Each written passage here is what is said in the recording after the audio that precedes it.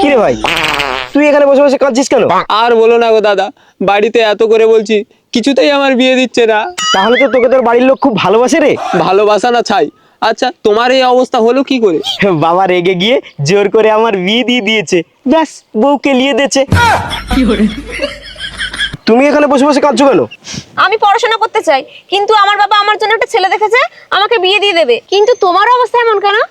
ও কিছু না, আমার বউ আমাকে একটু আদর করেছে। সত্যি? বিয়ে করলে এরকম ভাবে বরকে পেটানো যায়? তাহলে আমি বিয়েতে রাজি। যাই, বাড়ি গিয়ে বাবাকে বলবো আমি বিয়ে করতে চাই। কি গো, তুমি এভাবে কাঁদছো কেন? আমি সারাদিন সংসারে কাজ করি, তাও আমার বর আমাকে মদ খেয়ে পেটায়। মদ খেলে পেটায়, আর না খেলে? না খেলে আমি পেটাই।